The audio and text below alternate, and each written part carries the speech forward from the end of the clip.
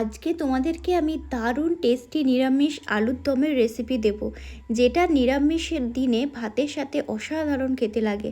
আমার দুর্দান্ত খেতে লাগে, সেজন্য ভাবলাম যে রান্না যখন করছি তোমাদের সাথে শেয়ার করি। আর আমাদের রান্নাঘরটা একটু সারানো হচ্ছে, সেজন্য এইভাবেই রান্নাটা করছি আমি। তো প্রথমে তেলটা গরম করে তাতে শুকনো লঙ্কা তেজপাতা দিয়ে দিয়েছি, একটু চিনি দিয়েছি বেশি করে, কালারটাও ভালো হয়, টেস্টটাও ভালো হয়। গোটা জিরে দিয়েছি আর দিয়ে দিয়েছি কুচনো টমেটো একটুটা ভাজা ভাজা হয়ে গেলে তারপরে 1 চামচ মতো আদা বাটা দিয়েছি। আর এটা পুরোটাই নিরামিষ হচ্ছে, আর নিরামিষেই ভালো লাগে। হলুদ গুঁড়ো দিয়ে দিলাম, তারপরে দিয়ে দেবো প্রয়োজন মতো লঙ্কার গুঁড়ো। এগুলো যে যেরকম পরিমাণে খাও সেরকমই দিতে পারো।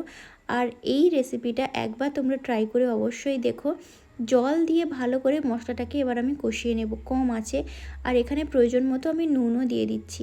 এবারে কম আঁচে ভালো করে মশলাটাকে একটু কষাতে হবে তেল ছাড়া পর্যন্ত। এখানে আমি 3টে এলাচ নিয়েছি, এলাচটাকে ভালো করে থেতো করে এর মধ্যে মিশিয়ে দিলাম। গরম মশলা হিসেবে আমি শুধু এলাচই দিচ্ছি। আর এই আলুটা মা সেদ্ধ করে রেখেছিল, হাফ সেদ্ধ করে একটুখানি তেলে ভেজে রেখে দিয়েছিল, আর সেটাকেই আমি দিয়ে ভালো করে কষিয়ে দিচ্ছি। গন্ধটা ভালো ছেড়েছে। এবারে আমি দেব যেটা মেইন ইম্পর্টেন্ট জিনিস, সেটা হচ্ছে নারকেলের দুধ। এই আলুদমটা টেস্টি করতে গেলে নারকেলের দুধটাই দিতে হবে, এমনি দুধ নয়। আর এটা পুরো অসাধারণ খেতে লাগে।